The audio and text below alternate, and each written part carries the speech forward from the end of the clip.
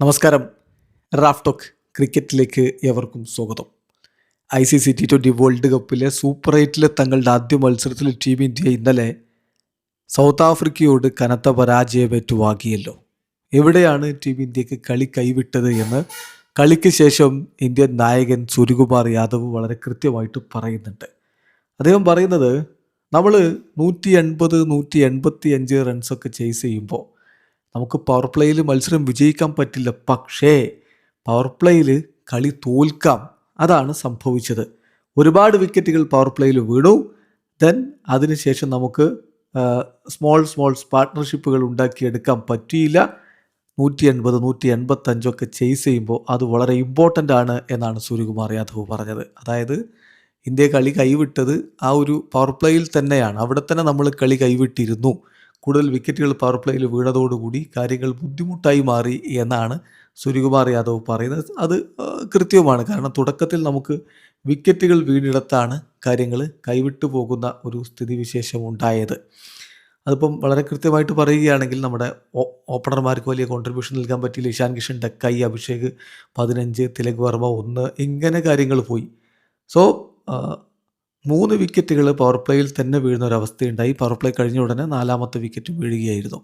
അവിടെയാണ് ടീമിന് കളി കൈവിട്ടത് എന്നാണ് ഇപ്പോൾ നായകൻ വളരെ കൃത്യമായിട്ട് പറയുന്നത്. അദ്ദേഹം പോസ്റ്റ് മാച്ച് പ്രസൻറ്റേഷനിൽ പറഞ്ഞ കാര്യങ്ങൾ ഒന്നുകൂടി വിശദമായിട്ട് നമ്മൾ നോക്കിയാൽ അദ്ദേഹം പറയുന്നു, തീർച്ചയായിട്ടും we were always in the game when we started. തുടക്കത്തിൽ ഞങ്ങൾ എന്തായാലും ഗെയിമിൽ ഉണ്ടായിരുന്നു. നല്ല രൂപത്തിലാണ് നമ്മൾ ബൗൾ ചെയ്തത് ഇൻ ദി ബിഗിനിങ്. പക്ഷേ ഫ്രം 7 to 15, 7ാമത്തെ ഓവർ മുതൽ 15ാമത്തെ ഓവർ വരെ അവർ വളരെ മികച്ച രൂപത്തിൽ ബാറ്റ് ചെയ്തു. അതിനുശേഷം നമ്മൾ തിരികെ വന്നു. വളരെ നന്നായിട്ട് തന്നെ അതിനുശേഷം നമ്മൾ ബൗൾ ചെയ്തു. പക്ഷേ ബാറ്റിങ്ങിൽ കുറച്ചുകൂടി മികച്ച രൂപത്തിൽ നമ്മൾ ബാറ്റ് ചെയ്യണമായിരുന്നു. ചിലപ്പോൾ നമുക്ക് കൃത്യമായിട്ട് കാര്യങ്ങൾ മനസ്സിലാവും. പവർ പ്ലേയിൽ നമുക്ക് കളി ജയിക്കാൻ പറ്റുന്നില്ലെങ്കിലും പവർ പ്ലേയിൽ ചിലപ്പോൾ കളി തോൽക്കുന്ന സ്ഥിതിവിശേഷം ഉണ്ടാകാം.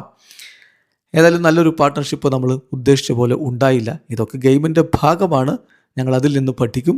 ഇനി sit back and bounce back എന്നാണ് അദ്ദേഹം പറയുന്നത്.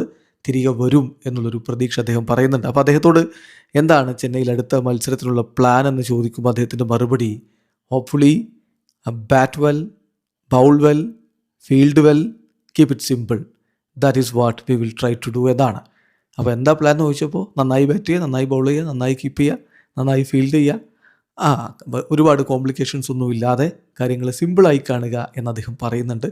അത്ര സിമ്പിളായിട്ട് കാണാൻ പറ്റുമോ അടുത്ത കളി എന്നുള്ളത് കണ്ടറിയണം. കാരണം വലിയ ഡാമേജാണ് ഈ ഹ്യൂജ് മാർജിനിലെ തോൽവി ടീം ഇന്ത്യയുടെ നെറ്റ് റൺ റേറ്റിനുണ്ടാക്കിയിരിക്കുന്നത്. സോ മുന്നോട്ട് പോകണമെങ്കിൽ അടുത്ത 2 കളി ജയിക്കണം. അതോടൊപ്പം നെറ്റ് റൺ റേറ്റ് മികച്ച രൂപത്തിലാക്കണം. സിംബാബ്വേക്കെതിരെ നെറ്റ് റൺ റേറ്റ് മികച്ച രൂപത്തിലാക്കാനുള്ളൊരു ശ്രമം എന്തായാലും നടക്കും. അപ്പോൾ പണി കിട്ടാതിരിക്കുക എന്നുള്ളതാണ് ഇനി വേണ്ടത്. സിംബാബ്വെ ചില്ലറക്കാരല്ല. ഓൾറെഡി ഓസ്ട്രേലിയക്ക് പണി കൊടുത്തു, ശ്രീലങ്കയ്ക്ക് പണി കൊടുത്തു. അങ്ങനെ നിൽക്കുന്ന ടീമാണ്. വളരെ പംഡപ്പായി ചാർജഡായി നിൽക്കുന്ന ടീമാണ്. അവർക്കെതിരെ എന്ത് ചെയ്യാൻ പറ്റും ചെന്നൈയിൽ എന്നതിനെ ആശ്രയിച്ചിരിക്കും ഇന്ത്യയുടെ മുന്നോട്ടുള്ള പോക്ക്. വീഡിയോ അവസാനിക്കുന്നു. ക്രിക്കറ്റ് ലോകത്തെ കൂടുതൽ വിശേഷങ്ങളുമായി റാഫ് ടോക്സ് വീണ്ടും എത്താം.